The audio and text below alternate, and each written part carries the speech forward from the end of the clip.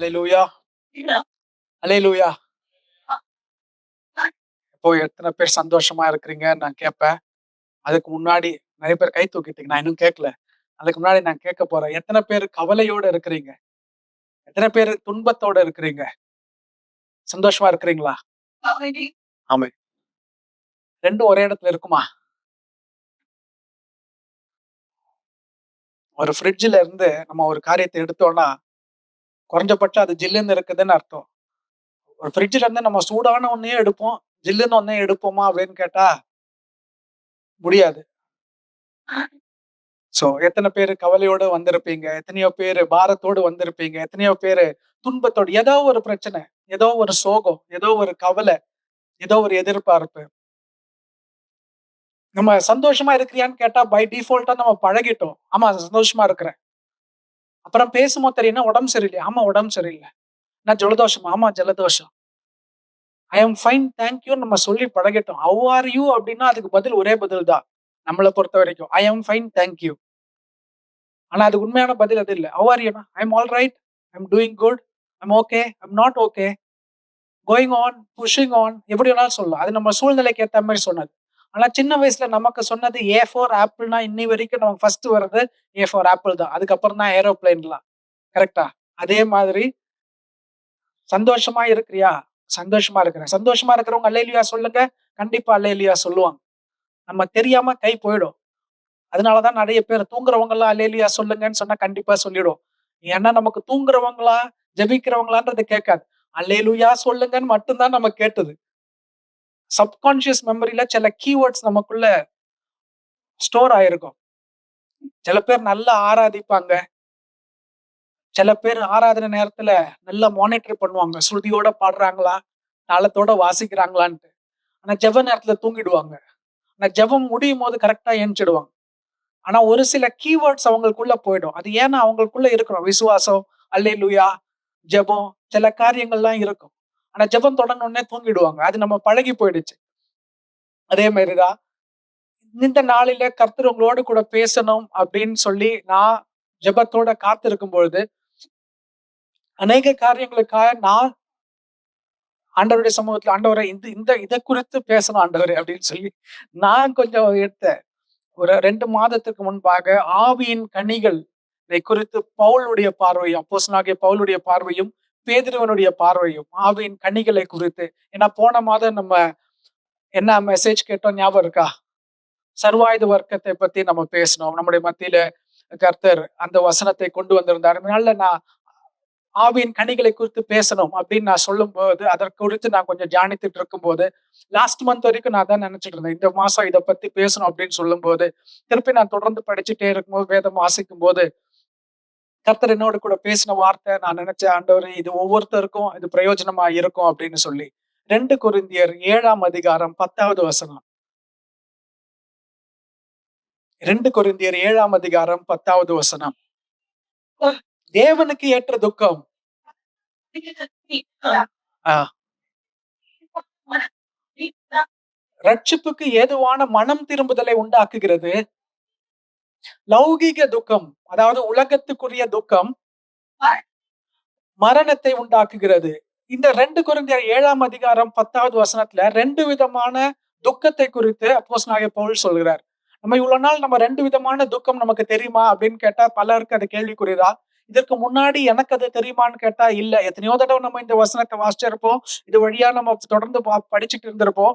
ஆனா இந்த நாள்ல கர்த்தர் உங்களோடு கூட பேச விரும்புகிற ஒரு காரியம் 2 விதமான துக்கங்கள் இருக்கிறது. ஒண்ணு தேவனுக்குரிய துக்கம், இன்னொன்னு உலகத்துக்குரிய துக்கம். இந்த நாள்ல நமக்குள்ள எந்த துக்கம் இருக்கு? ஏதோ ஒரு துக்கம் கண்டிப்பா தேவை. அதான் இந்த ஜெபத்தினுடைய முடிவு. ஆமென். அது தேவனுக்குரிய துக்கமா இருந்தா நல்லது.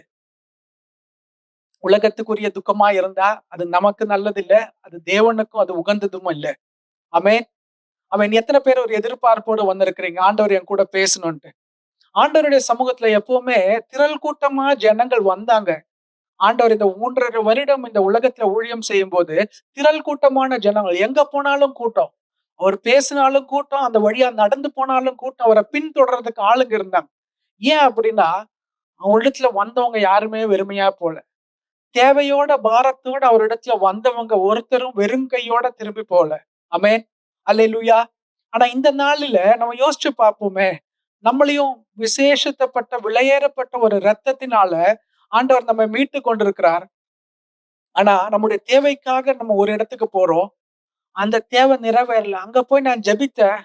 அங்க போய் நான் பிரேயர் ரிக்வெஸ்ட் எழுதி குடுத்தேன். அந்த காரியம் நடக்கல. அதனால நான் இன்னொரு இடத்துக்கு போறேன். நான் அங்க வரமாட்டேன். இன்னொரு இடத்துக்கு போவேன். இல்லன்னா அவரு ஜெபம் பண்ணா ஆண்டவர் கேட்பார்.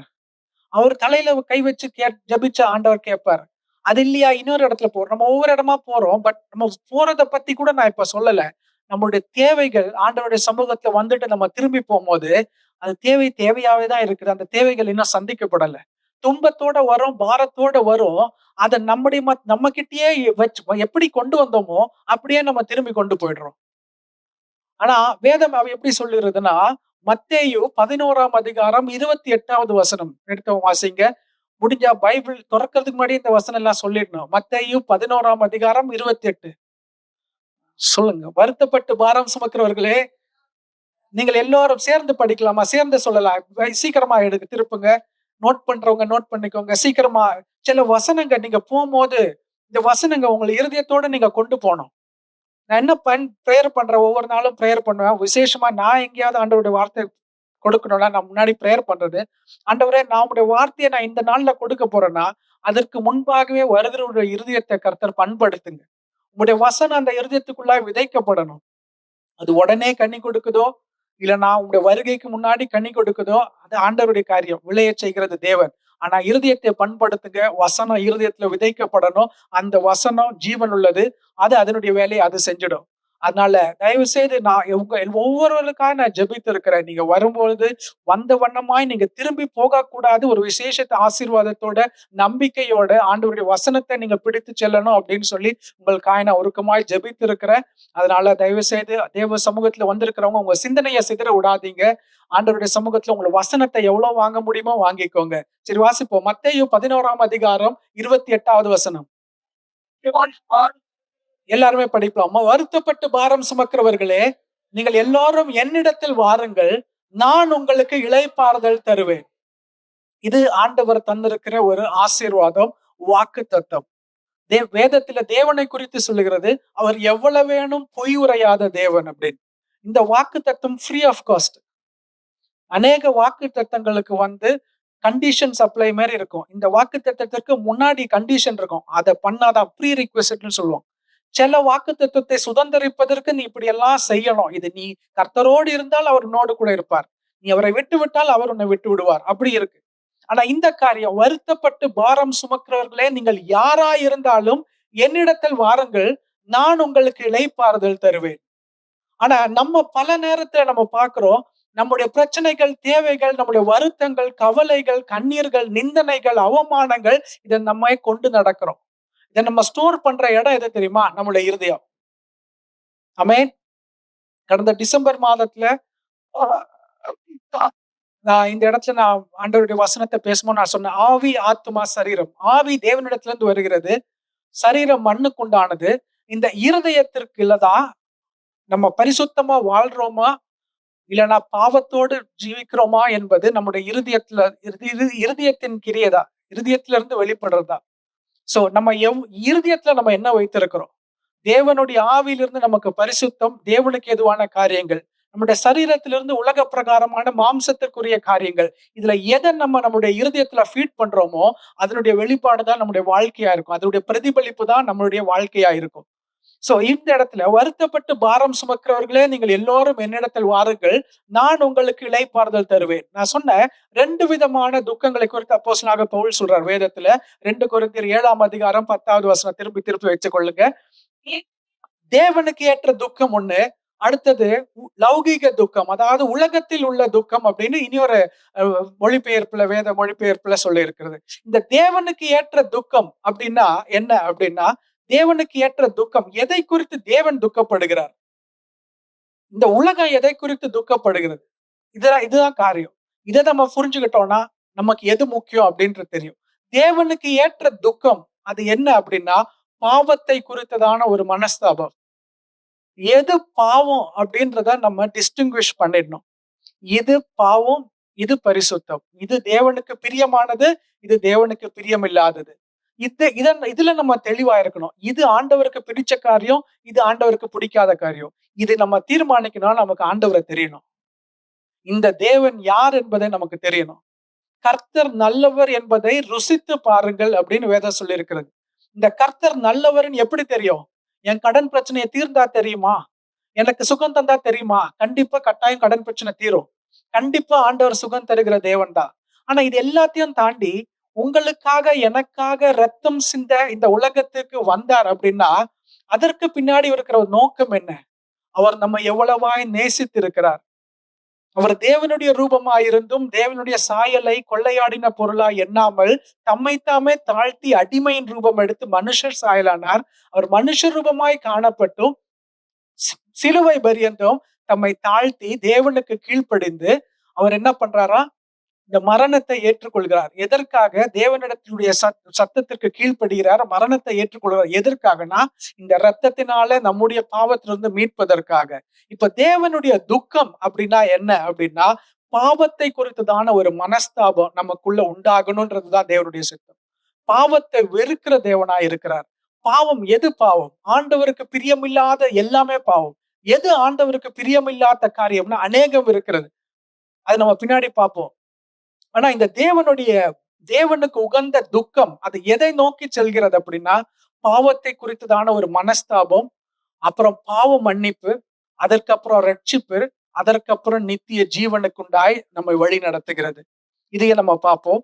ஆனா இந்த உலக பிரகாரமான துக்கம் அதாவது இந்த உலகத்தில் உள்ள துக்கம் அது எதை நோக்கி நம்ம நகர்த்தி செல்லுகிறது அப்படின்னா, விரக்தி, சோர்ந்து போய் எல்லாமே போயிடுச்சு, முடிஞ்சிச்சு. இனிமேல எனக்கு யாருமே இல்ல. இனிமேல் இத யார் நினைச்சாலும் ஒண்ணும் பண்ண முடியாது. எத்தனையோ பேர் நீங்க சொல்லி கேட்டிருப்பீங்க. இந்தியாவை காப்பாற்ற வேண்டிய கடமை என்ற பிரதமரையும் தாண்டி நம்ம ஆராதிக்கிற தேவனுக்கு உண்டு. நம்ம ஆராதிக்கிற தேவன் உண்மையுள்ளவர், அவர் பெரியவர், அவர் நம் மீது கரிசனையா இருக்கிற தேவன். ஆனா நம்மளே அநேக பேர் சொல்றோம். நான் சொல்றது ஒரு உதாரணம் தான். நம்முடைய சூழ்நிலைகளை பார்த்து நம்முடைய சூழ்நிலைகள் மலை போலவும் கடலை போலவும் அதுக்கு ஒரு ஒரு ஒரு எண்டே இல்லாத மாதிரியாய் நம்முடைய பிரச்சனைகள் நம்ம பார்க்கும்போது நம்முடைய துன்பத்துல நம்முடைய விரக்தியாயி அதுல நம்ம சோர்ந்து போயிடுறோம். Over a period of time அது நம்மளை எங்களை வழிநடத்தினா மரணத்திற்குள்ளாய் வழிநடத்துகிறது. ஏன்னா நம்மளுடைய வாழ்க்கையில நம்ம சந்தோஷத்தை இழந்துடுறோம். உண்மையாய் சொல்லணும்னா எத்தனை பேர் கவலையோட வந்திருக்கிறீங்க? நான் எதற்காக கேட்டேன் அப்படின்னா, நம்ம உண்மையிலேயே நம்ம ரட்சிக்கப்பட்டோம் அப்படின்னா நமக்குள்ள என்ன இருக்கும் அப்படின்னா ரட்சிப்பின் சந்தோஷம் இருக்கும். அந்த ரட்சிப்பின் சந்தோஷம் அப்படின்னா என்ன அப்படின்னா, நம்ம ஆண்டவராகிய இயேசு கிறிஸ்துவை ஏற்றுக்கொள்வதற்கு முன்பாய் நமக்கு ஒரு வாழ்க்கை இருக்கும். உலக பிரகாரமான வாழ்க்கை, எல்லார போலயும் உள்ள ஒரு வாழ்க்கை. எல்லார போலயும் ஒரு வாழ்க்கைனா சராசரி மனுஷனை போல ஒரு வாழ்கிற ஒரு வாழ்க்கை. அதற்கும் இந்த ஆண்டவராகிய இயேசு கிறிஸ்துவை ஏற்றுக்கொள்வதற்கும் வேறு வித்தியாசம் உண்டு. ஆண்டவராகிய இயேசு கிறிஸ்துவை ஏற்றுக்கொண்ட நம்ம ஒரு சராசரி மனுஷனை போல வாழ முடியாது. அதோடைய அர்த்தம் நமக்கு 2 கொம்பு முளைச்சிடணும், வாலு முளைச்சிடணும் கிடையாது. அதோடைய அர்த்தம் நம்ம மற்ற மதங்கள்ல இருக்கிறவங்களோட புறஜாதியாரோட நம்ம பேசக்கூடாது, பழகக்கூடாதுன்றது கிடையாது. ஆனா நமக்குள்ள ஒரு வித்தியாசம் காணப்படணும். அந்த வித்தியாசம் என்னன்னா, அதுதான் ஆண்டவராகிய இயேசு கிறிஸ்துவனுடைய சுபாவமா இருக்கணும். அவருடைய கேரக்டரிஸ்டிக்ஸா இருக்கணும். ஒரு கன்னத்தில் அறைந்தால் இன்னொரு கன்னத்தை காணின்னு சொல்லும் போது அது எப்படின்னா என்ன அர்த்தம் அப்படின்னா விட்டு கொடுக்கிறது. நம்மளை நாமளே தாழ்த்துறது, நம்மளை நாம வெறுமையாக்குறது. நாம எந்த அளவு நம்மளை தாழ்த்துறோமோ அந்த அளவுக்கு ஆண்டவர் நம்மிலே அவருடைய நாமம் உயர்த்தப்படும். ஆண்டவருடைய அன்பை நம்முடைய வாழ்க்கையில பிரதிபலிக்கிறோம். இது எல்லாராலையும் முடியாது. சிலர் சொல்லும் அன்பு கடவுள்னு.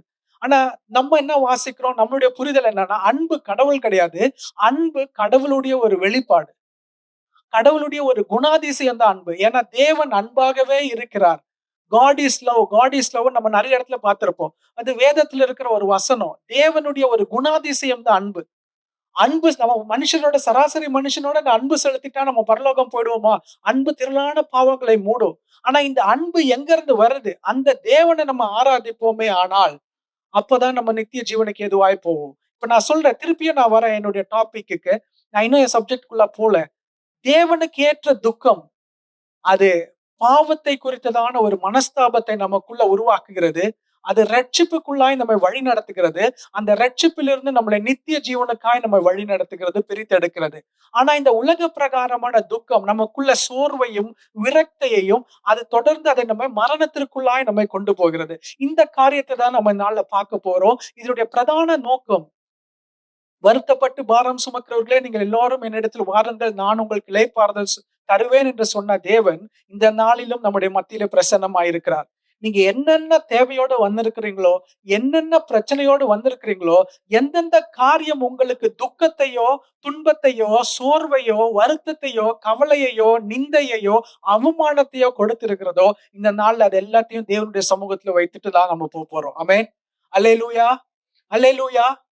நீங்க நீங்க இந்த இடத்துல இருந்து நீங்க கிளம்பி போனதுக்கு அப்புறம் இந்த இடம் எல்லாம் ஃபுல்லா கிளீன் பண்ணிட்டு ஈவினிங் நான் இந்த இடத்துல வந்து இந்த நாளைக்காக இங்க வந்திருக்கிற எல்லாருக்காய் ஜெபித்து இந்த இடத்தை திருப்பி சுத்திகரித்து திருப்பி நான் அடுத்த மாசத்துக்காக இன்னைக்கு ஈவினிங்ல இருந்து நம்ம ப்ரேயர் பண்ண தொடங்கிடுவோம். இதுதான் எவ்ரி மந்த் நடக்கிறது. அதனால உங்களுடைய பிரச்சனைகள் எல்லாம் இங்க வச்சுட்டு போங்கன்னு சொல்றது உங்களுடைய பொருட்களை அல்ல, உங்களுடைய இருதயத்துல இருக்கிற பாரங்களை, அநேக நாளாய் நீங்க உங்களுடைய இருதயத்துல வைத்துட்டு இருக்கிற காரியங்களை, கொஞ்ச நேரம் முன்னாடி நம்மள பிரேயர்ல நடத்தினவர்கள் மன்னிக்க முடியாம நம்ம இன்னும் மனசுலயே வச்சிருந்தோம் அப்படின்னா, நம்ம எவ்வளவு ஆராதித்தாலும் ஆண்டவர் அதை கேட்கணும்ன்றது கிடையாது. ஆமென். நம்ம அநேக நாள் நம்ம ஜெபிக்கிறோம்.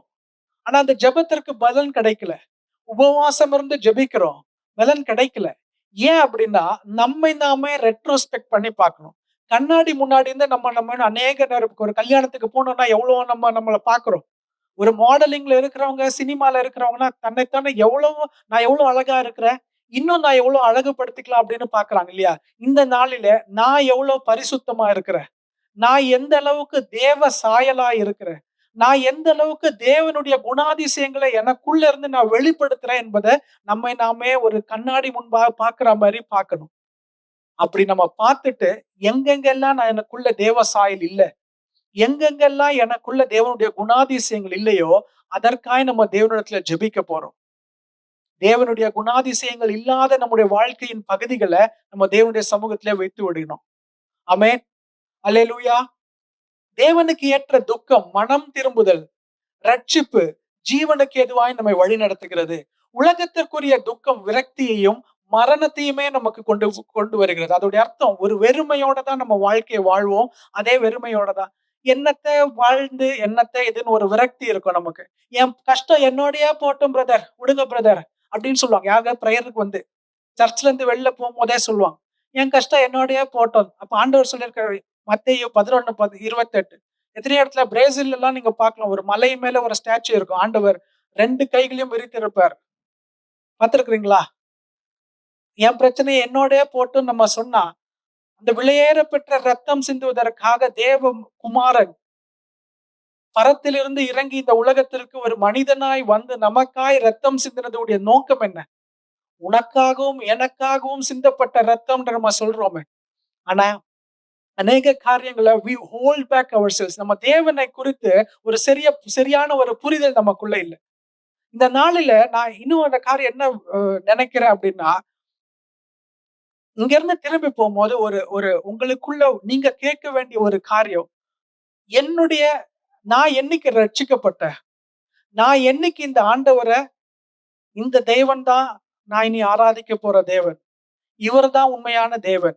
இவர்தான் எனக்காக இந்த உலகத்துல வந்தார். என்னை தெரிந்து கொண்டார். எனக்காக ரத்தம் சிந்தினார். என்னை மீட்டு கொண்டார். என்னை அவருடையவனாய் மாற்றினார். என்னை அவருடைய சொந்த குமாரனாக, மகளாக மாற்றினார். நான் என்ன ஜெபித்தாலும் ஆண்டவர் எனக்காய் கேட்பார். எதற்காய் கேட்பார். அதற்கு பதில் தருவார். அவர் திரும்பவும் வருவார். அவருடைய வருகைக்கு நான் ஆயத்தமா இருப்பேன் அப்படின்னு சொல்லி, யாரெல்லாம் இந்த உண்மையா இந்த ரட்சிப்பு பெற்று இருக்கிறீங்களோ, நான் எப்போ எல்லாரும் கேட்கிற மாதிரி என்னைக்கு நீங்க ரட்சிக்கப்பட்டீங்க? அந்த டேட் உங்களுக்கு தெரியுமா? அப்படின்னு நான் கேட்க மாட்டேன்.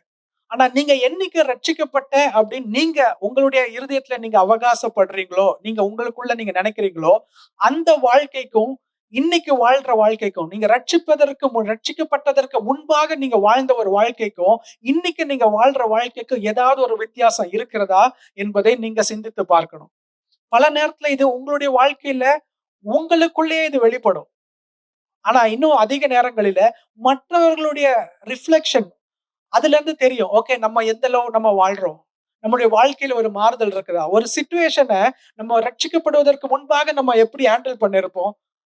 ரட்சிக்கப்பட்டதற்கு பின்பாக நம்ம இந்த சிச்சுவேஷன எப்படி ஹேண்டில் பண்ணுவோம்? இதுல நமக்கு ஒரு வித்தியாசம் நமக்குள்ள காணப்படுகிறதா? என்பதை நம்ம சிந்தித்து பார்க்க அழைக்கப்படுகிறோம்.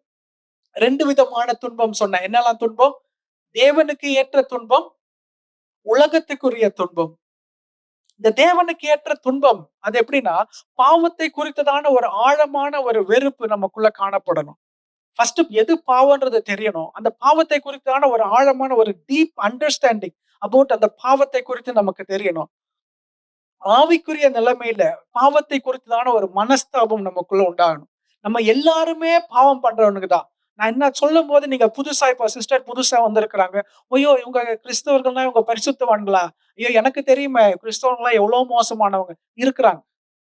பாவியிலும் பிரதான பாவி நான் சொல்லி அப்போஸ்தலனாகிய பவுல் சொல்றாரு. அவ்வளோ நிருபங்களை எழுதினவர் அவர் சொல்றாரு. அப்போ நம்மலாம் எந்த மூலைக்கு?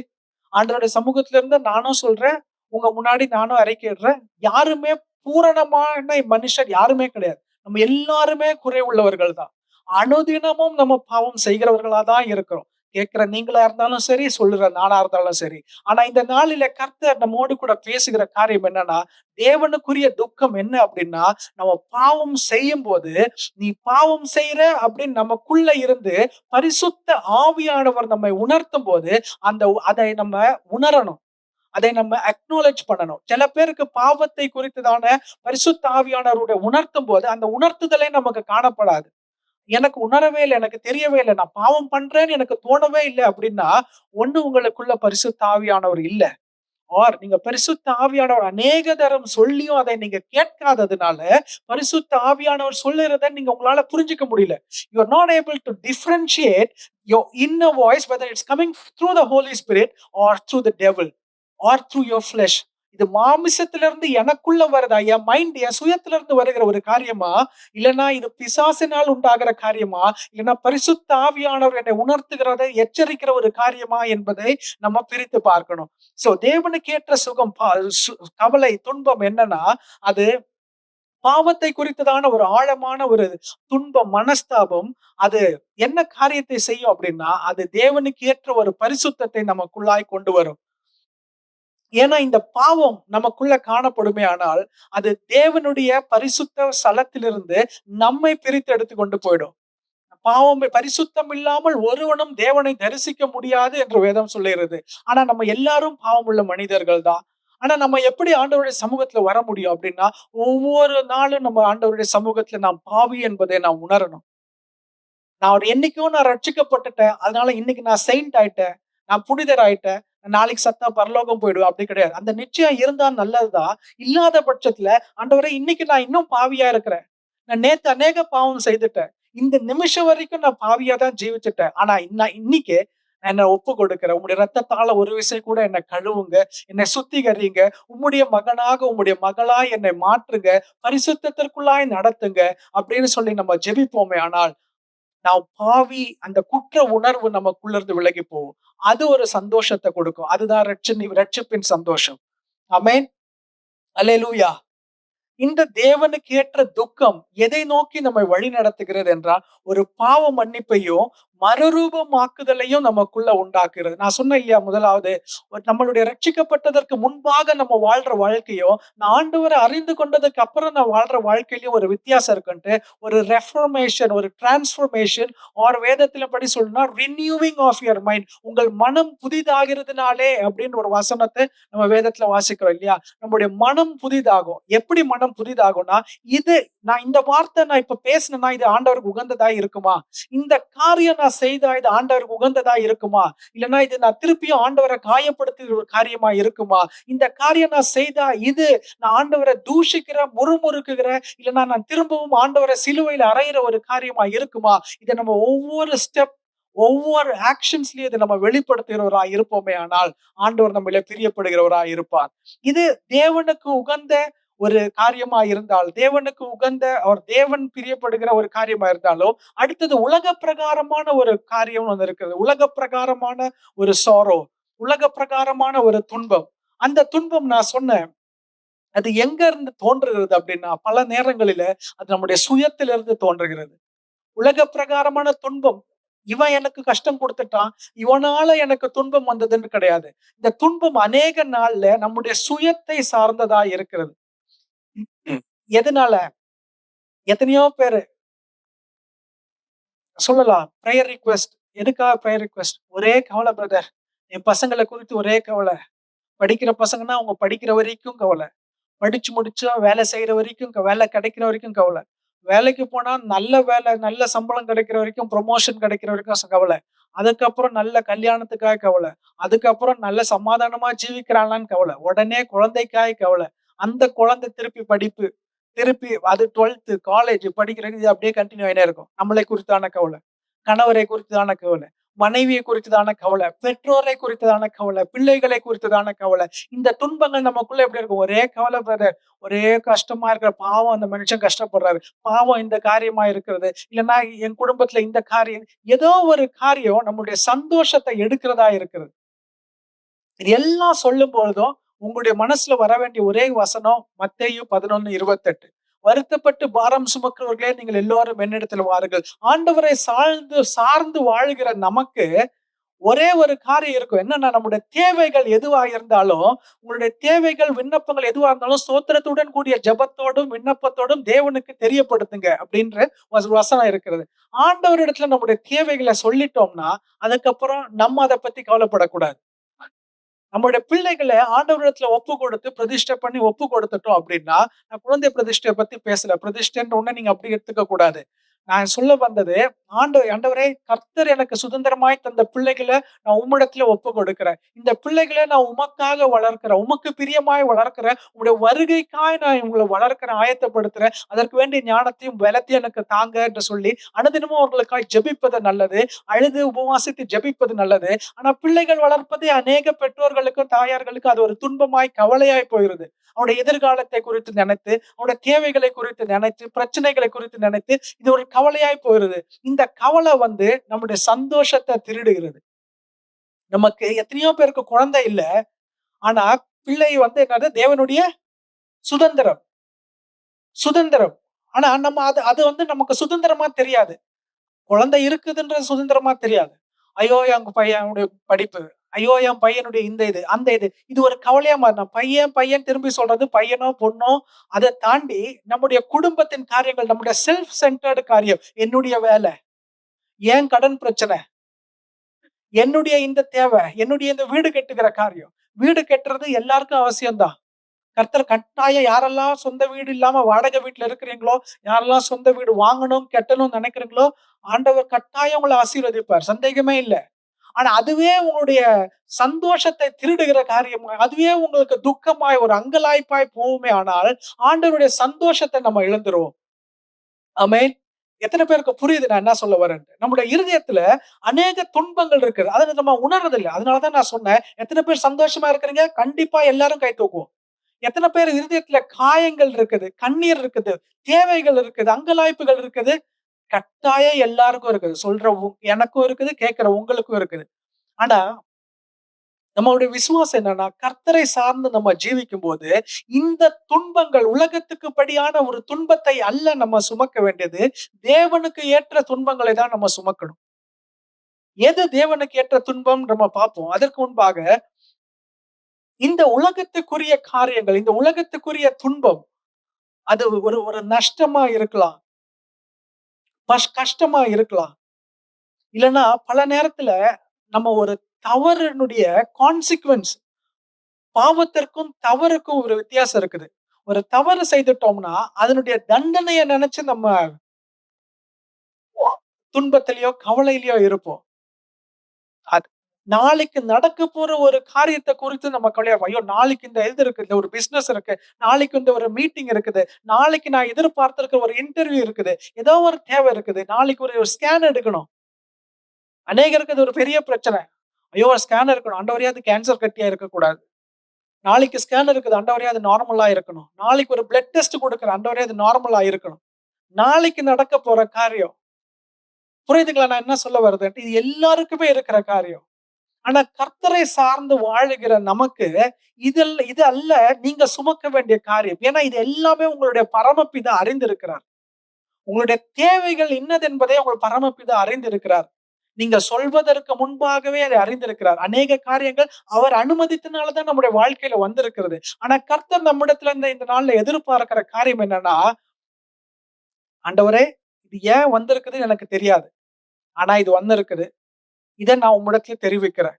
நீங்க பார்த்துக் கொள்ளுங்க அப்படின்னு சொல்லும் பொழுது, நன்மையான எந்த வரமும், பூரணமான எந்த நன்மையான எந்த ஈவும், பூரணமான எந்த வரமும் பரத்திலிருந்து உண்டாகி, ஜோதிகளின் பிதாவினிடத்திலிருந்து நமக்கு வருகிறது. எல்லா நன்மைகளையும் கர்த்தர் நமக்கு கிருபையாய் தர வல்லவராய் இருக்கிறார். அவர் நம்மை பட்சபாதம் உள்ள தேவன் அல்ல. அவர் நம்மை தவறான காரியங்கள்னால் நம்ம சோதிக்கிறவரும் அல்ல. நமக்கு நன்மை நடக்கணும் என்பதுதான், நமக்கு நல்லது செய்யணும் என்பதுதான் இந்த தேவனுக்குரிய சித்தமாய் இருக்கிறது. ஆனா நம்ம என்ன பண்றோம், ஆண்டவரிடத்துல இந்த என் பிரச்சனையை நான் ஒப்பு கொடுக்காம, ஆண்டவரே இதை நான் பாத்துக்கிறேன், let me deal my problem, என்னால முடியலன்னா நான் இதை உங்ககிட்ட கொடுக்குறேன் அப்படின்னு நம்ம நினைக்கிறோம் பல நேரங்கள்ல. என் பிரச்சனையை நான் பாத்துக்கிறேன் ஆண்டவரே, ஒருவேளை என்னால முடியலன்னா அப்ப நீங்க பாத்துக்கோங்க அப்படின்னு நம்ம நினைக்கிறோம். ஏன்னா நம்மளுடைய தேவனை குறித்தான ஒரு புரிதல் நமக்குள்ள இல்லையோ அப்படின்னு நமக்கு தோணுது. ஆர் நம்மளுடைய சுயபலம் நமக்குள்ள மேலோங்கி இருக்கிறதா, இது என்னால பார்க்க முடியும், என்னுடைய ஃபோர்ட்டே, என்னுடைய ஸ்ட்ரென்த், இது என்னுடைய பலன், இது என்னோட டேலண்ட், என் பிரச்சனை என்னால பார்க்க முடியும், எவ்வளவு பெரிய பிரச்சனை இருந்தாலும் நம்ம பார்த்துக்கலாம் அப்படின்னு சில சண்டை நடக்கிற போது சில பேர் சொல்லுவாங்க, கேட்டிருக்கிறீங்களா? எவ்வளவு பெரிய பிரச்சனை இருந்தாலும் பார்த்துக்கலாம்டா அப்படின்னு கேட்டிருக்கிறீங்களா? அதனுடைய வெளிப்பாடு என்ன அப்படின்னா, வில் பவரையும் தாண்டி சுயபலம், என்னால முடியும். தேவனை சார்ந்து வாழ்கிற நம்ம இல்ல, நம்ம என் இன்ஃப்ளூயன்ஸ் என்ன தெரியுமா, என்னுடைய ஸ்ட்ரென்த் என்ன தெரியுமா, என் பவர் என்னன்னு தெரியுமா, என் இன்ஃப்ளூயன்ஸ், என் பலன், சுயத்தை சார்ந்து நம்ம வாழ்றோம் இல்லையா? இது எல்லாமே இந்த உலகத்துக்குரிய துக்கத்தை தான் நமக்கு கொண்டு வருகிறது. நாளைய குறித்து நம்ம கவலைப்படுறோம் இல்லையா? ஏதோ ஒரு காரியத்தை செய்து அதனுடைய பின் விளைவுகளை குறித்து நம்ம இன்னைக்கு கவலைப்படுறோம் இல்லையா? இது எல்லாமே உலகத்துக்குரிய துக்கம் தான். இது தேவனுக்குரிய துக்கம் அல்ல. தேவனுக்குரிய துக்கம் ஒன்னே ஒண்ணுதான். பாவத்தை குறித்துதான ஒரு உண்மையான ஒரு மனஸ்தாபப்படணும். பாவத்தில் இருக்கிறவர்களை குறித்துதான ஒரு மனஸ்தாபப்படணும்.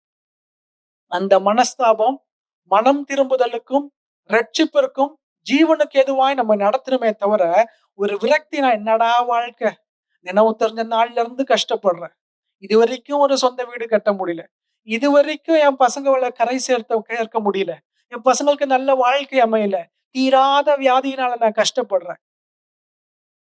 அமேன், அமேன். எத்தனை பேர் கவனிக்கிறீங்க? எத்தனை பேர் கவனிக்கிறீங்க? இந்த உலகத்துக்கு ஆண்டவராகிய இயேசு கிறிஸ்து வரும்பொழுது ஒரு நற்செய்தியை கொண்டு வந்தார். என்ன நற்செய்தி தெரியுமா? சகல ஜனங்களுக்கும் சுவிசேஷத்தை பிரசங்கிக்கிற இல்ல. எதற்காக ஆண்டவர் இந்த உலகத்துல வந்தார்? பாவிகளை ரட்சிக்க வந்தார். வேற? இருளில் இருக்கிற ஜனங்களுக்கு வெளிச்சத்துல. வேற? அவருடைய நாமங்கள் என்னென்ன? ஏசாயால 9ஆம் அதிகாரம், அதிசயமானவர், சமாதான பிரபுன்னு ஒண்ணு இருக்கு. இது எல்லாமே நம்ம பிரச்சனை நேரத்துல மறந்துடுவோம். அல்லேலூயா. நம்முடைய உண்மையான தேவையான நேரத்துல நம்ம ஆண்டவரை மறந்துடுவோம். உங்களுக்கு எப்படி நன்றி சொல்றதுன்னே தெரியல, வாயில வார்த்தையே வரல அப்படின்னு இல்லையா? அதே மாதிரி நம்முடைய பிரச்சனை நேரத்துல ஆண்டவரை எப்படி ஜெபிக்கணும்ன்றது நமக்கு தெரியாது. வாயில வார்த்தை வராது, ஆண்டவருடைய நாமங்கள் வராது, அவர் செய்த நன்மைகள் வராது, அவர் தந்த வாக்கு தத்தங்கள் வராது நம்ம மத்தியில. ஏன்னா நம்ம கண் முன்னாடி பெருசா நிக்கிறது என்னதுன்னா, என்னது? நம்முடைய தேவை, நம்முடைய பிரச்சனைகள், நம்முடைய காரியங்கள், அது நம்முடைய துன்பங்கள், இதுதான் நம்ம முன்னாடி நிற்கும். அல்லேலூயா. இந்த நாளில கர்த்தர் உங்களோடு கூட பேசுகிற காரியம், நீங்க எந்த பிரச்சனையோடு வந்திருந்தாலும் இந்த நாள்ல கர்த்தர் உங்களிடத்துல சொல்லுகிறார், உங்க பிரச்சனை எதுவா இருந்தாலும் அது என்னிடத்துல கொடுத்துடுங்க. உங்களுடைய காரியங்கள் எதுவா இருந்தாலும் அதை எல்லாவற்றிற்காக நான் எத்தனையோ வருடங்களுக்கு முன்பாக நான் அதை சிலுவையில சுமந்துட்டேன். இந்த பிரச்சனைகள் நீங்க சுமக்க தேவையில்லை. ஆனா இது ஏன் உங்ககிட்ட வந்திருக்குது அது எனக்கு தெரியாது. ஆனா இந்த நாள்ல கர்த்தர் உங்களிடத்துல சொல்ற, உங்க பிரச்சனைகள், தேவைகள் எதுவா இருந்தாலும் அந்த ஆண்டவரிடத்துல ஒப்பு கொடுங்க. எப்படி இதை ஒப்பு கொடுக்கிறது? இதற்காக நீங்க எங்க நடைப்பயணம் செய்யணும், இதற்காக நீங்க ஆண்டவருக்கு இத பலி செலுத்தணும், இதை தியாகம் பண்ணணும், எதுவுமே இல்லை. வில்ஃபுல் ஹார்ட் இருந்தா போதும். இருதயம் வேணும். ஒரு இருதயத்தை தொடர்ந்து உங்களை நீங்க ஆண்டவரத்துல ஒப்பு கொடுக்கணும். ஆண்டவரே, நம்ம ஏற்றுக்கொள்ளுகிறேன். இவ்வளவு நாள் நான் உண்மை தெரிஞ்சும் தெரியாதபடி இருந்துட்டேன். இவ்வளவு நாள் நான் உங்களை தெரியாமையே இருந்துட்டேன். இந்த நாள்ல ஆண்டவரே, என் துன்பத்தை, என் துக்கத்தை, என் நிந்தனைய, என் அவமானத்தை, என் வியாதிய, என் தேவைய நான் உம்மிடத்துல வைக்கிறேன். இனி இந்த உலகத்துக்குரிய துக்கத்தை நான் சுமக்க கூடாது. தேவனுக்கு ஏற்ற துக்கத்தை நான் சுமக்கணும் அப்படின்னு சொல்லி நம்ம ஜெபிப்போம். ஓகே. இப்போ நான் சொன்ன தேவனுக்கு ஏற்ற துக்கம், உலகத்துக்கு ஏற்ற துக்கம்னு. ஒரு சில காரியங்களை குறித்து நான் உங்களிடத்துல பேச விரும்புகிறேன். பேதுருவ பத்தி நம்ம வாசிப்போம். மத்தேயு 26ஆம் அதிகாரம் 75ஆம் வசனம். நம்ம பார்த்தோம்னா, பேதுரு இயேசுவை மறுதலித்த பிறகு, இயேசுவோட கூட பிரயாணித்த ஒரு பேதுரு, அவருடைய சீஷன், பிரதானப்பட்ட சீஷனா இருந்தவர், இயேசுவோடவே கூட இருந்தவர், சேவல் 2 தரம் கூவுவதற்கு முன்பாக, நீ என்னை 3 முறை மறுதலிப்பாய் என்று சொன்னார். மறுதலித்தார். அப்படியே மறுதலித்தார். ஆனா அதற்கப்புறம் என்ன செய்றார் அப்படின்றத நம்ம வாசிப்போம். மத்தேயு 26:75. வேற ஒருத்தங்க லூக்கா 22:61, 62 வாசிப்போம். அப்பொழுது பேதுரு சேவல் கூவுவதற்கு முன்னே நீ என்னை 3 தரம் மறுதலிப்பாய் என்று இயேசு தன்னிடத்தில் சொன்ன வசனத்தை நினைத்துக் கொண்டு வெளியே போய் மனம் கசந்து அழுதான். அதுக்கப்புறம் அடுத்த வசனம். ஓகே. மனம் கசந்து அழுதான். இது பேதுருவுடைய ஒரு வாழ்க்கையில. இப்ப அடுத்தது அப்படியே இனி ஒரு சீடனை பார்ப்போம் நம்ம. யூதாஸ் காரியோத். 12 ஒரு சீஷன் இருந்தாருன்னா, அதுல பேதுரு ஃபர்ஸ்ட்டா இருப்பாரு. யூதாஸ் காரியத்து லாஸ்ட்டா இருப்பாரு. நம்ம அப்படிதான் எழுதியோ, பார்த்தோ பழகிட்டோம். அதனால யூதாஸ் காரியத்தை பத்தி நம்ம வாசிப்போம். அதே மத்தேயு 27ஆம் அதிகாரம் 3 5ஆம் வசனம் வாசிப்போம். அவரை காட்டிக் கொடுத்த யூதாஸ், அப்படிதான் நமக்கு இவரை தெரியும்.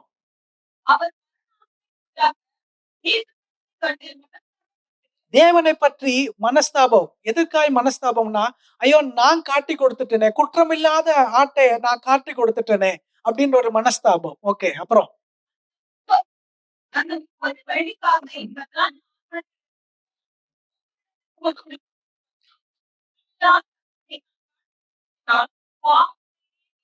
குற்றமில்லாத ரத்தத்தை நான் காட்டி கொடுத்ததினால் நான் பாவம் செய்தேன். மனஸ்தாபப்பட்டாரு.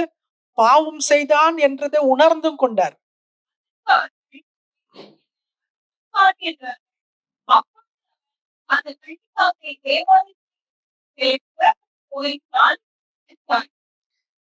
மனஸ்தாபப்பட்டார். பாவம் செய்துட்டேன் என்பதை உணர்ந்து கொண்டார். ஆனா அதற்கப்புறம் அவர் என்ன செய்தார் அப்படின்னா, என்ன பண்ணாரு? நாண்டு கொண்டு செத்தார். நான் சொன்னேன் இல்லையா? உலகத்துக்குரிய துக்கம், தேவனுக்குரிய துக்கம். தேவனுக்குரிய துக்கம் பாவத்தை உணர்த்துகிறது. ஆனா அந்த பாவத்தை உணர்த்துறதுக்கு அப்புறம் பாவத்தின் சம்பளம் மரணம். அது உலக பிரகாரமான காரியம். ஆனா தேவனுக்குரிய காரியம் என்னன்னா, நீ பாவின்றதை உணர்ந்துட்டியா? அது உணர்ந்த உடனே உனக்கு ரட்சிப்பு உண்டு. இந்த பாவத்தை மன்னிக்க தேவனுக்கு அதிகாரம் இருக்குது என்று நீ விசுவாசித்தியா? தேவன் உன் பாவத்தை மன்னிக்க வல்லவராய் இருக்கிறார். அந்த பாவத்தை மன்னித்தாரேயானால் அந்த ரட்சிப்பு உங்களை நித்திய ஜீவனுக்குள்ளாய் வழி நடத்தும். பேதுரு பாவம் பண்ணுகிறார். தேவனே அறியல, தெரியல, அது இவர் யாருன்னே எனக்கு தெரியாது அப்படின்னு மறுதலித்த பேதுரு மனஸ்தாபப்படுகிறார், அழுகுறார். ஆனா அதற்கப்புறம் அவர் தேவனை விட்டு போல, தேவனுடைய சமூகத்துல காத்திருக்கிறார். உயிரோடு எழுந்த பின்பு தேவன் சொல்கிறார், பேதுருவினிடத்துல நீ போய் சொல்லு, இதை நான் உயிரோட எழுந்துட்டேன் அப்படின்னு. ஆமென். ஆனா யூதாஸ் காரியத்தை என்ன பண்றாரு? அவ்வளவுதான், எல்லாம் முடிஞ்சிச்சு. அவ்வளவுதான், இனி என்னால இனி இந்த பிரச்சனையில இருந்து யாரும் என்ன காப்பாற்றவே முடியாது. 12th மார்க் கம்மி, 10th மார்க் கம்மி, நீட் எக்ஸாம் கிடைக்கல, சீட்டு கிடைக்கல, கடன் பிரச்சனை, நாளைக்கு கடன்காரன் வந்தா என்ன பண்ணணும்னு தெரியல. அடுத்த சொல்யூஷன் அது பாய்சன் குடிக்கிறதா, சூசைடு பண்றதா, குடும்பமா இது பண்றதா? என் குடும்பம் போயிடுச்சு, என் மானம் போயிடுச்சு, என் மரியாதை போயிடுச்சு. ஏன் ஏன் ஏன் என்னுடைய என் சுயம் சார்ந்த காரியங்கள், இதனால என் பிரச்சனை இதை தேவனால தீர்க்க முடியுன்றத மறந்து, ஆர் என் பாவத்தை தேவனால மன்னிக்க முடியுன்றத மறந்து, நான் எடுக்கிற தீர்மானம் என்ன? அது விரக்தியை நோக்கி மரணத்திற்கு செல்லுகிறதா, இல்லைன்னா ரட்சிப்பை நோக்கி நித்திய ஜீவனுக்கு செல்லுகிறதா? இதைதான் நம்ம இன்னைக்கு பிரதானமாய் பார்க்க போறோம். அடுத்த ஒரு காரியத்தை பார்ப்போம். நமக்கு எல்லாருக்கும் தெரியும், கெட்ட குமாரனை பத்தின ஒரு உவமை. லூக்கா 15ஆம் அதிகாரம் 17 21வது வசனத்தை நம்ம பார்ப்போம். திருப்பிக் கொள்வோம். கெட்ட குமாரன் யாருன்றது இன்னும் வரைக்கும் ஒரு மிஸ்ட்ரி தான். உண்மையிலேயே அந்த சின்ன பையன் தான் கெட்ட குமாரனா, இல்ல அப்பாவோட கூட இருந்த பெரிய பையன் தான் கெட்ட குமாரனா நமக்கு தெரியல. ஒவ்வொருத்தங்களுக்கு அது ஒவ்வொரு வியாக்கியானம் இருக்குது. அது எப்படியோ இருந்துட்டு போட்டோம். ஆனா அந்த சின்ன பையன் ஒரு தகப்பனுடைய ஆஸ்திகளை எல்லாம் எடுத்துட்டு சுகபோகமாய் வாழுவதற்கு அவன் தகப்பனை விட்டு பிரிந்து போயிட்டான். இந்த ஆவிக்குரிய கண்ணோட்டத்துல பார்க்கணும்னா தேவனை விட்டு பிரிந்து போய் உலகத்துக்குரிய வாழ்க்கை நம்ம வாழுறோம், சுகபோகமாய் ஜீவிக்கிறோம், தேவனுக்கு பிரியமில்லாத ஜீவித ஜீவிக்கிறோம், நம்முடைய ஆத்மாவையே நம்ம நஷ்டப்படுத்துறோம். ஓகே, அதற்கப்புறம் லூக்கா எழுதின சுவிசேஷம் 15ஆம் அதிகாரம் 17ல இருந்து 21 ஃபாஸ்டா சீக்கிரம் வாசிங்க. அவனுக்கு புத்தி தெளிந்த போது வாசிங்க.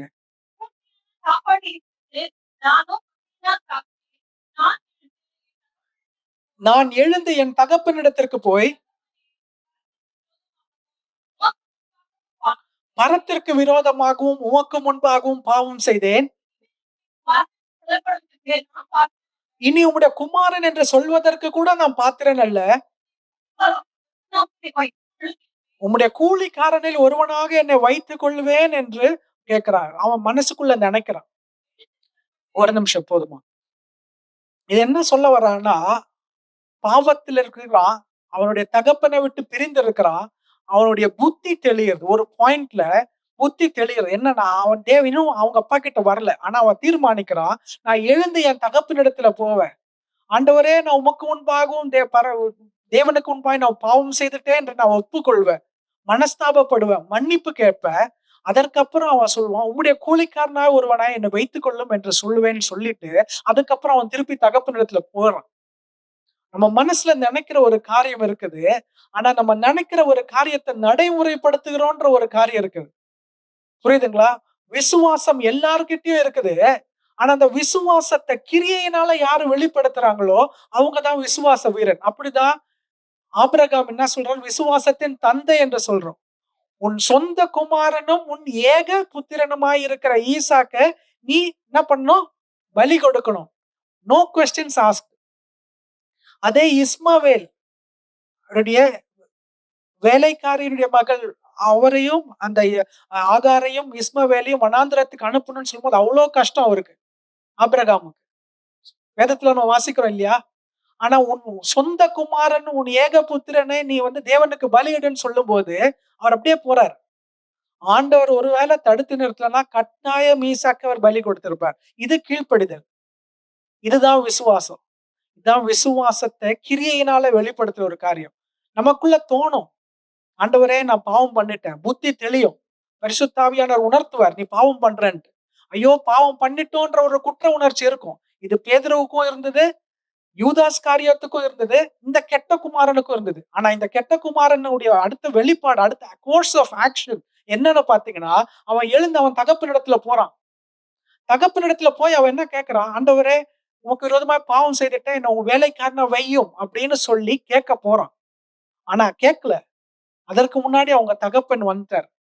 இன்றைக்கு ஆண்டவர் நம்மிடத்துல எதிர்பார்க்கிற ஒரு காரியம் என்னன்னா, நம்முடைய பாவத்துல இருக்கிறோம். நீங்களோ நானோ நம்ம எல்லாரும் பாவிதான். பாவிகளை ரட்சிக்கிறதுக்கு தான் இந்த உலகத்துக்கு ஆண்டவர் வந்தார். ஆனா நம்ம பாவத்தை அறிக்கை செய்து, நான் பாவிதான் ஆனாலும் என் பாவத்தை மன்னிங்க, என் துக்கத்தை நீங்க சுமந்து கொள்ளுங்க என்று சொல்லி அதை ஆண்டவர் சமூகத்துல ஒப்பு கொடுத்துட்டோம்னா, அதை ஆண்டவர் நம்மையும் நம்முடைய பிரச்சனைகளையும் அவர் ஏற்றுக்கொள்ள வல்லவராயிருக்கிறார். இப்ப அடுத்தது இனி ஒரு காரியத்தை நம்ம பார்ப்போம்.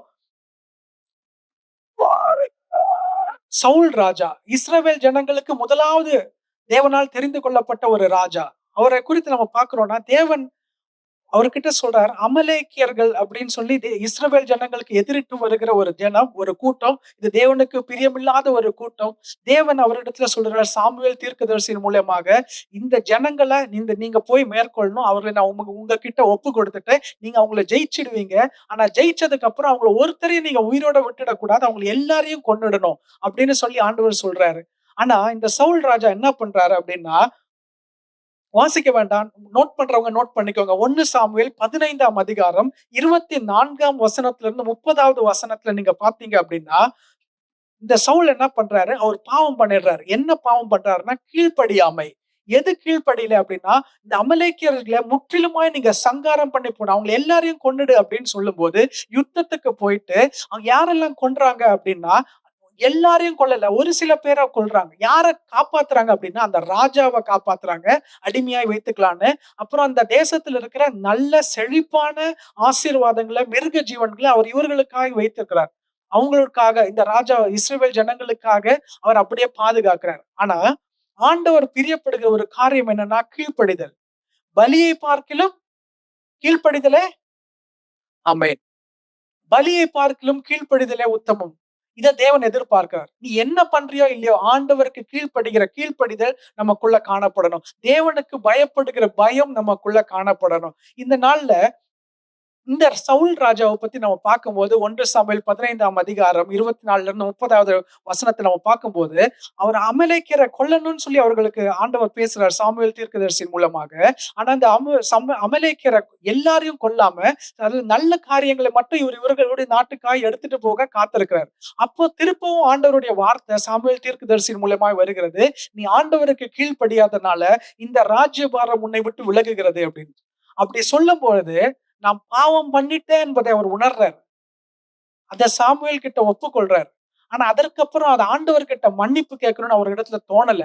அதற்கு மாறாக சவுல் ராஜா என்ன சொல்றாருன்னா, நீங்க வாங்கன்னு சொல்லி சாமுவேல் தீர்க்கதரிசி இடத்துல கூப்பிட்டுட்டு போறாரு. யார் கேட்டு அவர் ஜனங்கள் முன்பாக கூப்பிட்டுட்டு போயிட்டு, அவரை இந்த ராஜாவை கனம் பண்ணும்படியாய் அவரு அழைக்கிறார் சாமுவேல் தீர்க்கதரிசி இடத்துல. இந்த நாள்ல நம்முடைய பெருமையும் ஒரு காரணம் நம்முடைய துன்பத்துக்கு. நான் மானஸ்தன். நான் குடுத்த வாக்க காப்பாத்த மாட்டேன். குடுத்த வாக்க காப்பாத்தணுன்றதுக்காக நான் என்ன வேணாலும் செய்வேன். பல நேரங்கள்ல நம்ம ஒரு பொய் சொல்றோம் அப்படின்னா, ஒரு பொய்ய கவர் பண்ண 100 பொய் சொல்லணும், 1000 பொய் சொல்லணும்னா அதுக்கு என்ன காரணம்னா, ஒண்ணு இந்த பாவத்தினுடைய விளைவு, அந்த தண்டனை அது வெளிப்பட்டுடும்போது என்ன பண்ணணும்? அத கவர் பண்றதுக்காக திரும்ப திரும்ப பொய் சொல்றது. இன்னொன்னு ஃபர்ஸ்ட் ஒரு பொய் சொல்லிட்டோம் இல்லையா? அந்த பொய்ய காப்பாத்தணுன்றதுக்காக திருப்ப திருப்ப சொல்றது. ஆமென். இதுவும் நம்முடைய வாழ்க்கையில ஒரு துன்பத்தை கொண்டு வருவதற்கு ஒரு காரியம். ஆண்டவருக்கு பிரியமில்லாம கீழ்ப்படியாம வாழ்ற ஒரு வாழ்க்கையும் நமக்கு துன்பத்தை கொண்டு வருகிறது. ஆண்டவருக்கு உணர்த்தியும் நம்ம பாவின்றத உணர்ந்துட்டோம், தப்பு பண்ணிட்டோம்ன்றத உணர்ந்துட்டோம். ஆண்டவர் இடத்துல மன்னிப்பு கேட்காம ஜனங்க முன்பாக கனத்தை விரும்புகிற ஒரு காரியமும் ஆண்டவருக்கு பிரியமில்லாத ஒரு காரியம். அதே சமயத்துல தாவீதினுடைய வாழ்க்கையை நம்ம எடுத்து பார்த்தோம்னா, இந்த சவுலுக்கு அப்புறமா தாவீது தேவன் அபிஷேகம் பண்ணுகிறார், ராஜாவாக்குகிறார். அவன் ஒரு பெரிய தப்ப செய்கிறான். ஆண்டவருக்கு பிரியமில்லாத ஒரு அருவருப்பான பெரிய பாவத்தை செய்கிறார். அதையும் இனியொரு தீர்க்கதரிசி நாத்தான் என்ற தீர்க்கதரிசி அவர் இடத்துல உணர்த்துறாரு. அப்போ இந்த தாவீது எப்படி அத ரிஃப்ளெக்ட் பண்றாருன்னு பாத்தீங்கன்னா, சங்கீதம் 51ஆம் அதிகாரம் 4ஆம் வசனம். தேவரீர் ஒருவருக்கே விரோதமாக நான் பாவம் செய்தேன். உமது கண்களுக்கு முன்பாக நான் பொல்லாங்கானதை நடப்பித்தேன் என்று சொல்லி, அவன் தேவனுக்கு முன்பாக அவனை ஒப்புக்கொள்றான். நான் பாவம் செய்துட்டேன் ஆண்டவரே. உமக்கு முன்பாய் பாவம் செய்தேன். யாரோ ஒருத்தருக்கு விரோதமாய் நான் பாவம் செய்தேன் இல்ல. நம்ம மற்றவர்களுக்கு விரோதமாய் செய்கிறது பாவம் இல்ல. தேவனுக்கு முன்பாய் நான் பாவம் செய்துட்டேன் என்று சொல்லி, தேவனிடத்துல அறிக்கை செய்கிறான். தேவனிடத்துல முறையிடுறான். அன்னைக்கு தேவனிடத்துல இருந்து அவனுக்கு கிருபை கிடைக்கிறது. இந்த 51ல நம்ம தொடர்ந்து பார்த்தோம்னா, அவன் தேவனிடத்துல விண்ணப்பம் செய்யறது, உம்முடைய ஆவியை என்னை விட்டு எடுத்துக் கொள்ளாதேயும் அப்படின்னு அவன் ஜெபிப்பான். எனக்குள்ள ஒரு புதிய இருதயத்தை எனக்குள்ள சிருஷ்டிப்பையும், நிலைவரமான ஆவியை எனக்குள்ள புதுப்பியும் என்று சொல்லி ஜெபிக்கிறான். இதே ஒரு ஒரு கட்டத்துல பாத்தீங்கன்னா, சிம்சோன் ஒரே பாவத்துல அகப்படுறான். அந்த பாவத்திலே அவன் அப்படியே போயிடுறான். சவுல் ராஜா நான் சொன்ன 1 சாமுவேல் 15 பாவத்துல இது பண்றாரு. ஆனா பாவத்து குறித்துதான ஒரு ஒரு அழுகுறார், மனஸ்தாபப்படுறார். அதுல அப்படியே போயிடுறாரு. ஆனா இந்த தாவீது ராஜா அவங்க எல்லார விட ஒரு பெரிய பாவம் செய்திருந்தா கூட தேவனிடத்துல மன்னிப்பு உண்டு என்பதை உணர்ந்தவனாய் அவங்க யாரோ ஒருத்தங்க பெத்சேபாளுக்கு முன்பாக நான் பாவம் செய்தேன் இல்ல, அவர் கணவனை கொன்னேன்றதையும் தாண்டி நான் தேவனுக்கு முன்பாய் பாவம் செய்தேன் என்று சொல்லி உண்மையாய் இருதயத்திலிருந்து தேவனிடத்திலே அறிக்கை செய்து மனஸ்தாபப்பட்டு மன்னிப்பு கேட்டா கட்டாயம் தேவன் அவர்களுக்கு விடுதலை தர வல்லவராய் இருக்கிறார். அதனாலதான் தாவீது மேல தேவனுக்கு அவ்வளவு பிரியம். ஆமென், அல்லேலூயா. அதே இன்னொரு கட்டத்துல ஏசாவை பார்ப்போம். ஈசாக்குக்கு பிறந்த 2 பிள்ளைகள் யாக்கோபு, ஏசா. அதுல ஏசாவை பத்தி எபிரேயர் 12ஆம் அதிகாரம் 16ல இருந்து 17வது வசனத்தை நம்ம பார்த்தோம் அப்படின்னா, அவனுடைய ஆசீர்வாதத்தை அவன் தேவனிடத்திலிருந்து அவனுடைய தகப்பனாகிய ஈசாக்கினிடத்திலிருந்து பெற்றுக்கொண்டான். ஆனா உண்மையே அந்த புத்திர சுவீகாரத்தை, சேஷ்ட புத்திர பாகத்தை அவனுடைய சகோதரன் பெற்றுக்கொண்டான். இவனிடத்துல இருந்து அவன் இழந்துட்டான், அவன் சகோதரனுக்கு கொடுத்துட்டான். அதை குறித்து அவன் ஒரு நாளும் மனஸ்தாபப்பட்டதா வேதத்துல இல்ல. ஆமென். ஏதோ ஒரு பசிக்காக அந்த சேஷ்டபுத்திர பாகத்தை அவன் சகோதரரிடத்துல விட்டுட்டான். அத பத்தின எந்த ஒரு அவன் இழந்து போனத பத்தின எந்த ஒரு குற்ற உணர்ச்சியும் அவனுக்குள்ள இல்ல. இதே இந்த எபிரெயர் 12ஆம் அதிகாரம் 16, 17வது வசனம் ரொம்ப ஹார்டா இருக்கும். அந்த வசனத்த யாராவது சீக்கிரமா வாசிக்கிறீங்களா? ஒருவனும் வேசிக்கல்லனாகவும், ஒருவேளை போஜனத்துக்காக தன் சேஷ்ட புத்திர பாகத்தை விற்று போட்ட ஏசாவை போல சீர்கெட்டவனாகவும் இராதபடிக்கும் எச்சரிக்கையாயிருங்கள் என்று. ஏனென்றால் பிற்பாடு அவன் ஆசீர்வாதத்தை சுதந்திரித்துக் கொள்ள விரும்பியும் ஆகாதவன் என்று தள்ளப்பட்டதை நீங்கள் அறிவீர்கள். அவன் கண்ணீர் விட்டு கவலையோடு தேடியும் மனம் மாறுதலை காணாமல் போனான். நல்லா ஞாபகம் வச்சுக்கோங்க. எப்ப வேணாலும் ஆண்டவர் நம்ம மன்னிக்க தயாரா இருக்கிறார். ஆனா இன்றைக்கே ரட்சணிய நாள். நீங்க ஒரு சிமெண்ட் மூட்டை இருக்குது இல்லையா? நீங்க சிமெண்ட் மூட்டை கடையில இருந்து வாங்குவீங்க. ஒரு கன்ஸ்ட்ரக்ஷனுக்காக நீங்க வாங்குவீங்க. அத ஓப்பன் பண்ணி கொஞ்ச நாள் யூஸ் பண்ணிட்டு, அதற்கப்புறம் அந்த பாக்கி வர சிமெண்ட் மூட்டை நீங்க அப்படியே வச்சுட்டீங்க அப்படின்னா, கொஞ்ச நாள்ல அது ஹார்ட் ஆயிடும். கட்டி ஆயிடும். அதுக்கப்புறம் அதுல என்ன தண்ணி ஊத்துனாலும் அது யூஸ் ஆவாது. தூக்கி தான் போடணும். உங்களுடைய இருதயத்தை நம்ம கடினப்படுத்தி, பரிசுத்த ஆவியானவர் இந்த காரியம் பாவம். இது நமக்கு துன்பத்தை விளைவிக்கிற காரியம். இது தேவனுடைய பிள்ளைகளாய் நம்ம வாழ்வதற்கோ, ஆண்டவர் தருகிற சந்தோஷத்தை நம்ம இழப்பதற்கும் காரியமா இருக்கிறது, காரணமா இருக்கிறது என்று சொல்லி உணர்த்தும் போது, நம்முடைய இருதயத்தை கடினப்படுத்தினீங்கன்னா, இன்னொரு நாள் அவன் அதற்காய் மனம் கசந்து அழுதா கூட ஆண்டவருடைய ஆசீர்வாதத்தை நம்ம பெற்றுக்கொள்ள முடியாது என்பதற்கு தான் இந்த எபிரெயர் 12வது அதிகாரம் 16, 17வது வசனம் நம்ம உணர்த்துகிற ஒரு காரியமா இருக்கிறது. இப்போ ஒரு முக்கியமான நேரத்துக்குள்ளாய் நம்ம வந்திருக்கிறோம். வேதத்துல மத்தேயு 5ஆம் அதிகாரம் 4ஆம் வசனம் என்ன சொல்லுகிறது அப்படின்னா, துயரப்படுகிறவர்கள் பாக்கியவான்கள் அப்படின்னு. அந்த வசனம் வாசிக்கலாமா?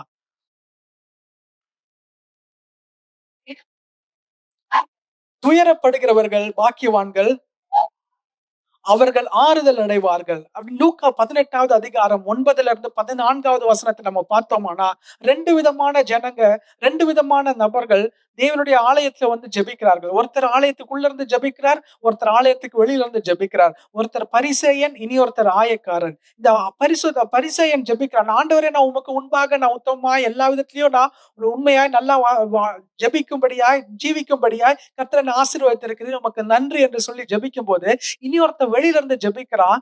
என்றவரே, நான் தலை நிமிர்ந்து பார்க்கவும் நான் ஆலயத்துக்கு உள்ள வர்றது கூட பாத்திரம் இல்ல.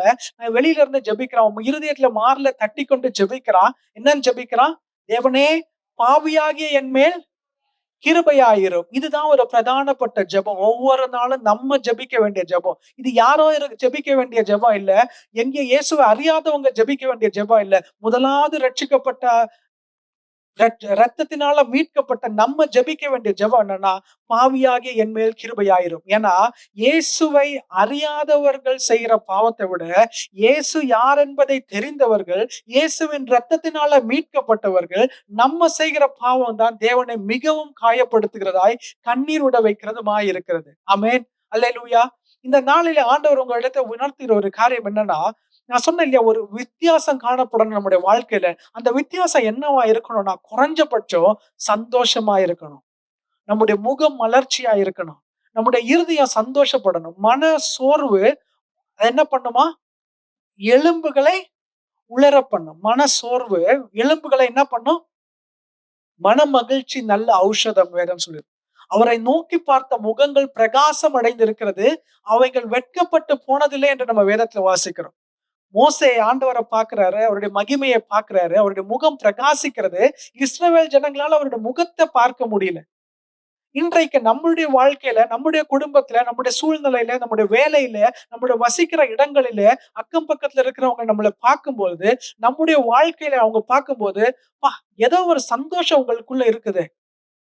ஏதோ ஒரு முகம் நல்ல பிரைட்டா இருக்குது." அப்படி சொல்றோமா? பாவம், என் கஷ்டத்தோட உங்க கஷ்டம் ரொம்ப பெருசுங்க அப்படின்னு சொல்றாங்களா?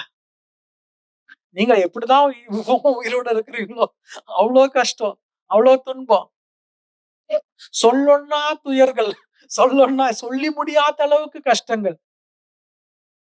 மத்தேயு 11:28 திரும்பவும் ஞாபகப்படுத்துறோம். வருத்தப்பட்டு பாரம் சுமக்கிறவர்களே, நீங்கள் எல்லாரும் என்னிடத்தில் வாருங்கள். அந்த கெட்ட குமாரனுடைய வாழ்க்கையில நம்ம பார்க்கோமானா, உடைக்கப்பட்ட ஒரு அனுபவம். அதுக்கப்புறம் தகப்பனோடு கூட ஒப்புரவாகணும்ன்ற ஒரு காரியம். வெளிப்படுத்தல் புஸ்தகம் 3ஆம் அதிகாரம் 19, 20 வசனம். சீக்கிரமா வாசிங்களேன். வெளிப்படுத்தின புஸ்தகம் 3ஆம் அதிகாரம் 19, 20. நான் நேசிக்கிறவர்களோ அவர்களை கடிந்து கொண்டு சிட்சிக்கிறேன். ஆகையால் நீங்க ஜாக்கிரதையாயிருந்து மனம் திரும்பு என்று யார்கிட்ட சொல்றாருன்னா, லவோதேக்கியா திருச்சபையை நோக்கி ஆண்டவர் சொல்லுகிறார். நீ ஜாக்கிரதையாயிருந்து மனம் திரும்பு. தேவன் கடிந்து கொள்ளுகிறார். இந்த நாளில ஒரு எச்சரிப்பின் சத்தம் என்ன அப்படின்னா, மனம் திரும்புங்கள், பரலோக ராஜ்யம் சமீபமாய் இருக்கிறது என்று இயேசு இந்த உலகத்துக்கு வருவதற்கு முன்பாக ஆண்டவருடைய வழியை ஆயத்தம் பண்ணும்படி தெரிந்து கொள்ளப்பட்ட யோவான் ஸ்நானனுடைய அழைப்பு தான் இந்த நாள்ல நமக்கும் கொடுக்கப்பட்டிருக்கிறது. ஆண்டவருடைய வருகைக்காக ஜனங்களை ஆயத்தப்படுத்த வேண்டிய நம்மள ஆண்டவர் ரட்சிக்கப்பட்டிருக்கிறார், ரட்சிப்புக்குள்ளாய் நடத்திருக்கிறார். நல்லா யோசிச்சு பார்த்தோம்னா இந்த ரட்சிப்பு நமக்குரியதல்ல, இது யூதர்களுக்குரிய ரட்சிப்பு. ஆனா யூதர்கள் பதிலா ஆண்டவர் புறஜாதியாரை நம்ம ரட்சித்திருக்கிறார். ஏன் அப்படின்னா, நம்ம இந்த சுவிசேஷத்தை மற்றவர்களிடத்துல சொல்லுவோம். ஆமென். ஆனா நம்முடைய பிரச்சனையா நமக்கு பிரச்சனையா இருக்கு, பெருசா இருக்கு. ஏன் எனக்கு இருக்கிற பிரச்சனை பத்தலன்னு இதெல்லாம் தூக்கி என் தலையில வைக்கணுமா? நிறைய பேர் சொல்லி கேட்டிருக்காங்களா அந்த மாதிரி? ஆனா ஆண்டவர் சொல்லுகிற வார்த்தை, உன் பிரச்சனையை நீ சுமக்காதப்பா, அது என்கிட்ட கொடு. ஆமென். ஏசாயா 1ஆம் அதிகாரம் 18வது வசனத்தை வாசிப்போமா? உங்கள் பாவங்கள் சிவியர் என்று இருந்தாலும்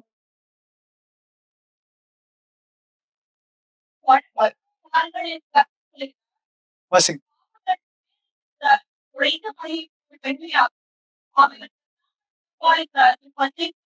ஆமென்.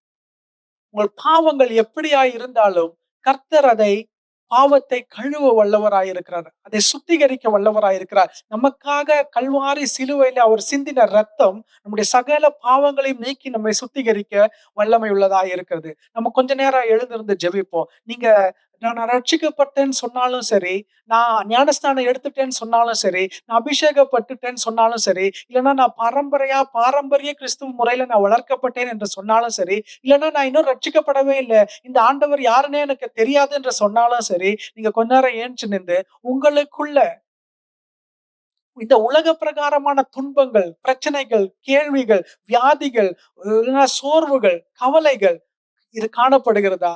இல்லைன்னா தேவனுக்குரிய கவலை காணப்படுகிறது. எது தேவனுக்குரிய காரியம் அப்படின்னா, ஐயோ இன்னும் ரட்சிக்கப்படாத ஜனங்க அநேகர் இருக்கிறாங்களே, இந்த இயேசுவின் அன்பை தெரியாத ஜனங்க அநேகர் இருக்கிறார்களே, இது தெரியணும்னா முன்னாடி இந்த அன்பை நான் எனக்கு தெரிஞ்சிருக்கணும். இந்த இயேசு யாரு, அவர் எப்படிப்பட்டவர், அவர் என் வாழ்க்கையில என்னெல்லாம் நன்மை செய்திருக்கிறார் என்பதை நம்ம அனுபவித்து இருக்கணும். அப்பதான் நம்ம அதை மற்றவரிடத்துல கொண்டு போக முடியும். இது உங்களுக்கும் தேவனுக்குமான நேரம். குறைஞ்சபட்சம் இந்த நாளில ஒரு புதிய, இதுவரைக்கும் நான் ரட்சிக்கப்படல அப்படின்னா நம்ம இந்த நாள்ல ரட்சிக்கப்படணும். இதுவரைக்கும் நான் ரட்சிக்கப்பட்டு ரட்சிக்கப்பட்டதற்கு முன்பாக நான் வாழ்ந்த வாழ்க்கைக்கும் இப்ப வரைக்கும் நான் வாழ்ற வாழ்க்கைக்கும் ஒரு வித்தியாசம் தெரியல அப்படின்னா, இன்னைக்கு ஒரு வித்தியாசத்தை நீங்க காணணும். உங்களை சார்ந்து இருக்கிறவர்கள் அந்த வித்தியாசத்தை காணணும். பரிசுத்த ஆவியானவர் உங்களோடு கூட பேசும்படியாய் கண்களை மூடி கொஞ்ச நேரம் ஆவியானவர் உங்களிடத்துல உணர்த்துகிற காரியங்கள் எதுவாயிருந்தாலும் அதை ஒப்பு கொடுங்க. முன்னாடியே சொன்னது போல கசப்புகள், மன்னிக்க முடியாத காரியங்கள் இருந்தா அது துன்பத்துக்கு நேரா எடுத்துப்போம். உங்கள் பிள்ளைகளை குறித்து, உங்கள் பெற்றோர்களை குறித்து, கணவரை குறித்து, மனைவியை குறித்து, உங்களுடைய எதிர்காலத்தை குறித்து, இல்லைன்னா இந்த காரியங்கள் அந்த காரியம், வியாதிகள், கடன் பிரச்சனை, இல்லைன்னா பலவிதமான அந்த கட்டுகள் எதுவா இருந்தாலும், எந்த பிரச்சனையா இருந்தாலும், உங்களுடைய பிரச்சனைகள், தேவைகள் எதுவா இருந்தாலும் அதை தேவனாகிய கர்த்தரால் அதை தீர்க்க முடியும், அதை மாற்ற முடியும். கர்த்தரை பார்த்துக் கொள்வார். நாளைய தினத்தை குறித்து கவலைப்படாதீங்க. நாளைக்கு என்ன நடக்க போகுது, நீங்க எடுக்க போற மெடிக்கல் டெஸ்ட், ஐயோ என் வயிறு வலிக்குது, அது எதுவா இருக்குமோ, ஐயோ இந்த ஒரு கட்டி இருக்குது, அது என்னவா இருக்குமோ, ஐயோ நாளைக்கு ஒரு இன்டர்வியூ இருக்குது, அது என்னவா இருக்குமோ, கவலைப்படாதீங்க. அது ஆண்டவர் பார்த்துக் கொள்வார். இந்த நாள்ல அதை ஆண்டவரத்துல ஒப்பு கொடுத்துடுங்க. அது உங்களுக்கு ஒரு கவலையா இருக்கக்கூடாது, அது உங்களுக்கு ஒரு துன்பமாய் மாறக்கூடாது, அது உங்களுடைய சந்தோஷத்தை திருடக்கூடாது. ஒருவேளை நான் வாய் விட்டு சிரிச்சு ரொம்ப நாள் ஆச்சு, என் இருதயம் களி கூர்ந்து சந்தோஷப்பட்டு ரொம்ப நாள் ஆச்சு அப்படின்னு நீங்க நினைக்கலாம். இந்த நாள்ல கர்த்தர் உங்களுக்கு ஒரு விசேஷத்தை, சந்தோஷத்தை, சமாதானம், உலகம் தரக்கூடாத சமாதானத்தை தர கர்த்தர் வல்லவராய் இருக்கிறார். ஆனா நம்ம என்ன செய்யணும் அதுக்கு அப்படின்னா, பாவத்தை குறித்ததான ஒரு மனஸ்தாபம் நமக்குள்ள காணப்படணும். நான் ரட்சிக்கப்படாதற்கு முன்னாடியும் நான் சினிமா பார்த்துட்டு தான் இருப்பேன். நான் இப்பவும் 3 மணி நேரம் சினிமா பார்ப்பேன். அப்பவும் நான் 5 நாள் உட்கார்ந்து நான் டெஸ்ட் மேட்ச், கிரிக்கெட் மேட்ச் பார்ப்பேன். இப்போ நான் 5 நாளும் நான் உட்கார்ந்து ஒரு பால் கூட மிஸ் பண்ணாம நான் கிரிக்கெட் மேட்ச் பார்ப்பேன் அப்படின்னு சொன்னா, அதுல ஒரு வித்தியாசம் இல்ல. நான் ரட்சிக்கப்படுவதற்கு முன்பாக நான் கேலண்டரை பார்த்து ஒரு வசனம் வாசிப்பேன். இன்னைக்கு நான் ஒரு அதிகாரம் வாசிப்பேன் அப்படின்னு சொன்னா, அது ஆசீர்வாதம் கிடையாது. அது ஒரு ரட்சிப்பு கிடையாது. அது மனம் திரும்புதல் கிடையாது. எவ்வளவு நேரம் நம்ம ஆண்டவருடைய சமூகத்துல காத்திருக்கிறோம் என்பதை நம்ம சிந்தித்து பார்க்க அழைக்கப்படுகிறோம். எவ்வளவு நேரம் நம்ம வேதம் வாசிக்கும் போது ஆண்டவர் என்னோடு கூட பேசினார். இதுவரைக்கும் நான் பார்க்காத ஒரு காரியம், ஒரு வெளிப்பாட்டை கர்த்தர் எனக்கு தந்தார் அப்படின்னு சொல்லி ஒவ்வொரு நாளும் நம்ம உணர்றோமா? கர்த்தர் என் கூட பேசுறாரு, கர்த்தர் என் கூட நடக்கிறாரு. இந்த காரியத்தை நான் ஆண்டவர்கிட்ட சொல்லும் போது ஆண்டவர் அந்த காரியத்தை எனக்கு ஜெயமாய் மாற பண்ணினார். நான் இதை குறித்து கவலைப்படுறதே இல்லை. எல்லாத்தையும் ஆண்டவர்கிட்ட நான் ஒப்பு கொடுத்துட்டேன் அப்படின்னு சொல்லி நம்ம வாழ்கிற ஒரு வாழ்க்கை, அது எவ்வளவு ஆசீர்வாதமா இருக்குன்னு யோசிச்சு பாருங்களேன். கர்த்தருடைய வேதத்தில் பிரியமாயிருந்து இரவும் பகலும் அவருடைய வேதத்தை தியானிக்கிற மனுஷன் பாக்கியவான். அதுக்கு அடுத்தது என்னது?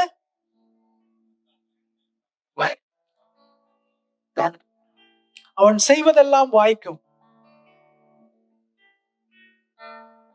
ஆண்டவருடைய சமூகத்துல உங்களை ஒப்பு கொடுங்க. என் வாழ்க்கையில ஒரு வித்தியாசத்தை நான் பார்க்கணும் ஆண்டவரே. குறைஞ்சபட்சம் துன்பத்தை, கவலைய, கண்ணீரை, வேதனைய, நிந்தைகளை ஆண்டவரே நம்முடைய பாதத்துல இறக்கி விட்டுட்டு அதை நான் இனி சுமக்க கூடாது ஆண்டவரே.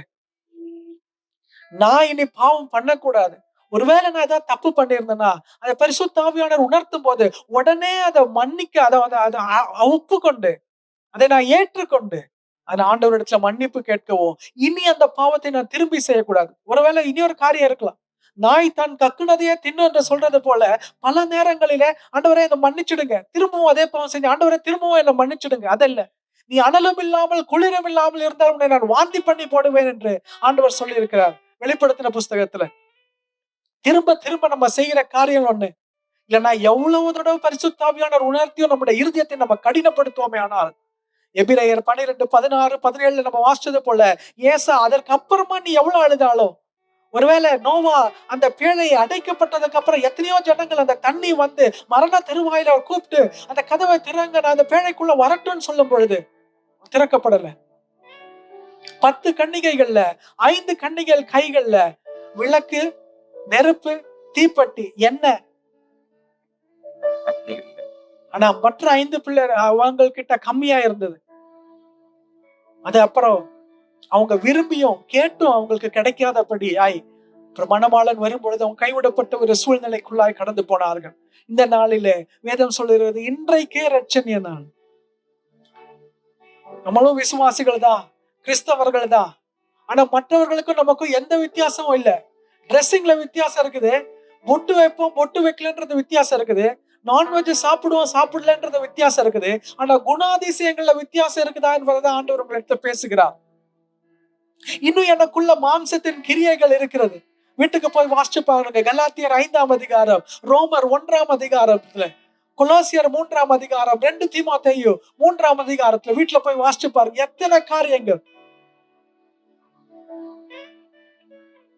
கிட்டத்தட்ட 100 கணக்கான காரியங்கள், உலக பிரகாரமான காரியங்கள், மாம்சத்தின் கிரியைகள். இவைகளோடு கூட நம்ம பரலோகத்துக்கே போக முடியாது என்று தெளிவாய் வேதத்துல எழுதி இருக்கிறது. ஆனா நம்ம திரும்ப திரும்ப அதே தான் செய்து திரும்பவும் நான் தேவனுடைய பிள்ளை என்று நம்ம வந்து, ஆண்டவரே உம் நாமத்தினால நான் ஊழியம் செய்தேன், தீர்க்க தரிசனம் உரைத்தேன், இதை செய்த அதை செய்தேன்னு சொல்லும் பொழுது வேதம் சொல்லுகிறது, உன்னை நான் அறியேன் என்று தேவன் சொல்லுவார் என்று. ஆனா அதை நம்ம நினைக்கிறது இல்லை. அதை நம்ம ஒரு பெரிய விஷயமா நினைக்கிறது இல்லை. ஆண்டவருடைய வருகையை பத்தி நமக்கு எந்த நினைப்புமே கிடையாது. அடுத்த நிமிஷம் ஆண்டவருடைய வருகை சடிதியாய் வரும் என்று வேதத்தில் எழுதி இருக்கிறது. ஆனா 5 வருஷத்துக்கு அப்புறம் என் பையனை இன்ஜினியரிங் சேர்க்கணும், மெடிக்கல் காலேஜ் சேர்க்கணும்னு சொல்லிட்டு இன்னைக்கு நம்ம பசங்களை நீட்டுக்கு சேர்ப்போம். இத்தனை வருஷத்துக்கு நம்ம லோன் கட்டுவோம், இத்தனை வருஷத்துல நம்ம வீடு கட்டிடணும்னு சொல்லி 5 years 10 years நம்மளுடைய கரியரை நம்ம பிளான் பண்ணுவோம். ஆனா அடுத்த நிமிஷமோ இன்றைக்கோ நாளைக்கோ ஆண்டவருடைய வருகை வருமே, ஐயோ வருகைக்காய் நான் என்னை ஆயத்தப்படுத்தணும், என் குடும்பத்தை ஆயத்தப்படுத்தணும், பிறரை ஆயத்தப்படுத்தணும். மத்தேயு 28ஆம் அதிகாரம் கடைசி வசனம் சொல்லுகிறது, அப்போஸ்தலர் 1ஆம் அதிகாரம் 8ஆம் வசனம் சொல்லுகிறது, உலகமெங்கிலும் போய் நீங்க சாட்சிகளா இருங்க, சீஷராக்குங்க, சகலவருக்கும் சுவிசேஷத்தை அறிவிங்கன்னு சொல்லி. ஆனா நமக்கு நம்முடைய வாழ்க்கையிலேயே இன்னொரு ரட்சிப்பின் அனுபவம் இல்ல, உண்மையான ரட்சிப்பு இல்ல. நம்ம ஒருவேளை ஒரு எமோஷன்ல நம்ம ஆண்டவராக இயேசு கிறிஸ்துவை ஏற்றுக்கொண்டிருக்கலாம். ஆனா இந்த ரட்சிப்பிற்கு முன்பாக முக்கியமான ஒரு காரியம் என்னன்னா, பாவத்தை குறித்ததான ஒரு மனஸ்தாபமும் மனம் திரும்புதலுக்கு ஏற்ற பாவ மன்னிப்பும். அப்பதான் நம்முடைய ரட்சிப்பிற்கு முன்பாக நம்ம வாழ்ந்த வாழ்க்கைக்கும், நம்ம ரட்சிக்கப்பட்ட பின்பு நம்ம வாழ்ற வாழ்க்கைக்கும் ஒரு வித்தியாசம் இருக்கும். நான் இன்னைக்கு இயேசுவை ரட்சிப்புக்கொள்றேன், இயேசுவை நான் இந்த உண்மையாய் ரட்சிகராக நான் ஏற்றுக்கொண்டேன் என்பதை நான் உணர்வேன், அறிக்கை செய்வேனா, அதற்கு முன்பாய் எனக்குள்ள இருக்கிற பாவத்தை நான் ஆண்டவரிடத்துல அறிக்கை செய்யணும். அதை அறிக்கை செய்வது மாத்திரம் இல்லாமல் அதை விட்டு விடணும். அதை விட்டு ஆண்டவரே இந்த காரியங்கள் எல்லாம் பரத்துக்கு விரோதமாகவும் உமக்கு விரோதமாக நான் பாவம் செய்தேன், என்னை மன்னிங்க என்று சொல்லி ஆண்டவரிடத்துல நமக்கு மன்னிப்பு உண்டு என்பதை விசுவாசத்தினாலே அறிக்கை செய்து அதை எப்படி நம்ம கிரியையினால நடப்பிப்போம் எப்படின்னா, அந்த மாம்சத்தின் கிரியைகள், அந்த கேடான சிந்தனைகள், அந்த உலகத்துக்குரிய காரியங்கள் நம்மை துன்பப்படுத்துகிற, காயப்படுத்துகிற, கவலைப்படுத்துகிற, நம்மை மாத்திரமல்ல மற்றவர்களையும் தேவனையும் கண்ணீர் விட செய்கிற காரியங்கள் இன்னும் என் வாழ்க்கையில பிரதிபலிச்சுட்டே இருக்கும் அப்படின்னா நம்ம இன்னும் உண்மையான ரட்சிப்புக்குள்ளாய் வரல. நம்ம அழைக்கப்பட்ட அழைப்புக்கு நம்ம பாத்திரவான்களாய் நடக்கல. இன்னும் அந்த ஆண்டவராகிய இயேசு கிறிஸ்துவோட ரத்தத்தையும் அவருடைய அழைப்பையோ அவருடைய வருகையோ நான் இன்னும் விருதாவா எண்ணிக்கொண்டிருக்கிறேன் என்பதான் அதனுடைய அர்த்தம். இந்த நாள்ல கர்த்தர் உங்களுக்கு நினைவு கூட்டுகிற ஒரு காரியம், நீங்க 6ஆம் அதிகாரம் 8ஆம் வசனம் எப்படியா சொல்லுகிறது, மனுஷனே நன்மை என்னது என்பதை அவர் உனக்கு அறிவித்திருக்கிறார். நன்மை செய்யவும் இரக்கத்தை சிநேகிக்கவும் உன் தேவனுக்கு முன்பாக மனத்தாழ்மையுமா இல்லாத இருப்பதை அல்லாமல் வேற எண்ணத்தை கர்த்தர் உன்னிடத்துல இருந்து எதிர்பார்க்கிறார் என்பதை இந்த வேதத்துல நம்ம வாசிக்கிறோம். அதே போல கலாத்தியர் 5ஆம் அதிகாரம் 24ஆம் வசனம் சொல்லி இருக்கிறது, கிறிஸ்துவினுடையவர்கள் தங்கள் மாம்சத்தையும் அதன் ஆசை இச்சைகளையும் சிலுவையில் அறைந்து வைத்திருக்கிறார்கள் அப்படின்ட்டு.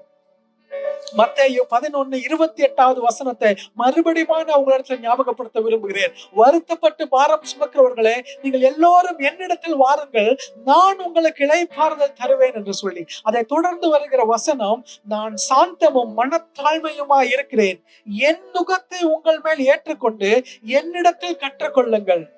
நம்மளுடைய பிரச்சனைகள், நம்முடைய வேதனைகள், நம்முடைய துன்பங்கள், நம்முடைய துயரங்கள், கஷ்டங்கள், இதோடு கூட நம்ம தேவனுடைய நுகத்தை சுமக்க முடியாது. இதை எல்லாத்தையும் நம்ம ஆண்டவருடைய பாதத்துல இறக்கி வைத்துட்டோம்னா அப்பதான் நம்ம ஆண்டவருடைய நுகத்தை சுமக்க முடியும். எது ஆண்டவருடைய துக்கம், எது ஆண்டவருடைய நுகம் அப்படின்னா, பாவிகளை குறித்துதான ஒரு மனஸ்தாபம். இன்னும் இந்த ஆண்டவரை அறியாத ஜனங்களுக்குள்ளாய் ஆண்டவருடைய சுவிசேஷத்தை அறிவிக்கணுமே, அதற்கு என்னுடைய வாழ்க்கை, என்னுடைய நடைமுறை, அணுகுமுறை அது ஒரு சாட்சியா இருக்கணுமே என்று சொல்லுகிற ஒரு வாழ்க்கை, ஒரு எதிர்பார்ப்பு. இதைதான் கர்த்தர் உங்களிடத்துல எதிர்பார்க்கிறார். இந்த நாள்ல 110வது உபவாச ஜெபத்துல வந்திருக்கிற கர்த்தர் உங்களிடத்துல கேட்கிற காரியம், என் நுகத்தை நீங்க சுமக்க விரும்புகிறீங்களா, இல்லைன்னா உங்களுடைய பாரத்தையே நீங்க சுமக்க விரும்புகிறீங்களா? உலகத்துக்குரிய துக்கத்தையே நீங்க சுமக்க விரும்புகிறீங்களா? இல்ல உங்களுடைய பிரச்சனைகள் எதுவா இருந்தாலும் அதை என் மீது வைத்து விட்டுங்க, என்னுடைய நுகத்தை சுமந்து கொள்ளுங்க, அது உங்களுக்கு லகுவா இருக்கும்.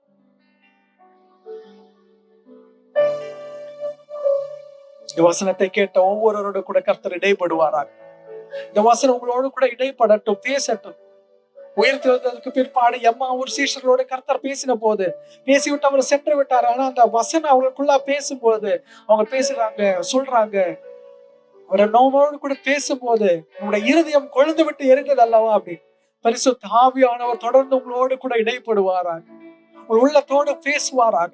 விடணும் சொல்ற காரியங்கள் நீங்க முறுமுறுத்து உங்களுடைய இருதய கடினத்தை நிமித்தம் அதை பிடித்து கொள்ளாம விட்டுடுங்க. வேதம் சொல்லுகிறது, 2 கண்ணோட நீ நரகத்துக்கு போறதோட ஒரு கண்ணோட பரலோகத்துக்கு போறது நல்லது. உன் கண் உன்னுக்கு இடரல் உண்டாக்கினால் அதை பிடுங்கி போடு என்று சொல்லுகிறார். உங்களுடைய பாவங்கள் எதுவா இருந்தாலும் அதை மன்னிக்க வல்லமை உள்ள தேவனிடத்துல உங்களுடைய பாவங்களை விட்டு விடுங்க, அறிக்கை செய்யுங்க, விட்டு விடுங்க, அதை சுமக்காதீங்க. என்ன ஆனாலும் நான் மன்னிக்க மாட்டேன், மன்னிக்க முடியாத காரியங்கள் சொல்லி சொல்ற பிறர் குற்றம் மன்னித்தோம் ஆதலால் எங்கள் குறைகளை மன்னியுமே என்று சொல்லி நம்ம ஜெபிக்கிறோம் பரமண்டல ஜெபத்தை. நம்ம எந்த அளவு மற்றவர்களை மன்னிக்கிறோமோ அந்த அளவு தான் நம்மளுடைய பாவங்களும் நமக்கு மன்னிக்கப்படும். இது தெளிவா இருக்கிறது. மற்றவர்களை நியாயம் தீர்க்கிறோம். நீ குற்றவாளி என்று சொல்றோம். உன்னை நீ குற்றவாளி என்று தீர்க்கப்படாதபடிக்கு மற்றவர்களை குற்றவாளி என்று தீர்க்காதிருப்பாயாக என்று வேத வசனம் சொல்லி இருக்கிறது. We judge others so easily. We have so much of bitterness within us. என் பிரச்சனை என்னோடு போட்டு நினைக்க வேண்டாம். ஆண்டவரே, என் பிரச்சனை எதுவா இருந்தாலும் அது உம்முடைய பிரச்சனை, நீங்க பார்த்து கொள்ளுங்கப்பா. கர்த்தர் என் மேய்ப்பராய் இருக்கிறார், நான் தாழ்ச்சி அடையேன். என்னுடைய எல்லா தேவைகளையும் அவரிடத்துல நான் ஒப்பு கொடுத்துட்டேன். என் குடும்பத்தின் காரியமா, என் குடும்பத்தின் ரட்சிப்பா, என் கடன் பிரச்சனையா, இந்த பிள்ளைகளுடைய எதிர்பார்ப்பா, இல்லைன்னா இந்த வியாதியா, மரண தருவாயில் இருக்கிறோமா, பரவாயில்ல, எதுவா இருந்தாலும் தேவனிடத்துல ஒப்பு கொடுங்க. அவர் சர்வ வல்லமை உள்ள தேவன். அவருடைய நாமம் எல் ஷடாய். அவர் மனமாற மனிதன் அல்ல. அவரால் கூடாத காரியம் எதுவுமே இல்லை. கேளுங்கள் அப்பொழுது உங்களுக்கு கொடுக்கப்படும் என்று சொல்லி இருக்கிறார். நான் எவ்வளவு நாளா கேட்டுட்டேன், இதுவரைக்கும் எனக்கு கிடைக்கல. இன்றைக்கு ரட்சணை நாள். ஆனா உங்களுடைய பாவத்தை அறிக்கை செய்யுங்க. விட வேண்டிய காரியங்களை விட்டு விடுங்க. உங்களுடைய பாவங்களே உங்களுக்கும் தேவனுக்கும் நடுவே தடையா இருக்கிறது. அது ஒரு மதில் சுவரை போல இருக்கிறது. இந்த நாள்ல அந்த மதில் சுவரை நீங்க எப்படி உடைக்கணும்னா, தேவனுடைய சமூகத்துல உங்களை ஒப்பு கொடுங்க. அழுது ஒப்பு கொடுங்க. ஒப்புரவாகுங்க ஆண்டவரிடத்துல. ஆண்டவரே, நான் பணத்துக்கு விரோதமாக, உமக்கு விரோதமாய் பாவம் செய்துட்டேன் என்று சொல்லி தெளிந்த புத்தி உள்ளவர்களாய் ஆண்டவரிடத்துல போக, இந்த பிரச்சனைகளை ஆண்டவரிடத்துல ஒப்பு கொடுங்க. இங்க இருந்து போகும்போது நீங்க வந்த பிரச்சனையோட நீங்க திரும்பி போகாதீங்க. இங்க இருந்து போகும்போது நீங்க வந்த தேவைகளோட திரும்பி போகாதீங்க. ஆண்டவரே, நான் வந்துட்டேன், இந்த காரியத்தை நான் உங்க இடத்துல தெரிவிச்சுட்டேன், நீங்க பார்த்துப்பீங்க, நான் விசுவாசிக்கிறேன், நீங்க நடத்துங்கப்பா. நான் நம்பிக்கையோட திரும்பி போறேன். உடைய வாக்கு தத்தத்தோட நான் திரும்பி போறேன். ஆண்டவரே, என் பிரச்சனைகள் எதுவா இருந்தாலும் என் தேவனாகிய கர்த்தர் அதை சந்திப்பேன். நீர் பார்த்துக் கொள்வேன். நீர் எனக்கு போதுமானவராய் இருக்கிறேன்.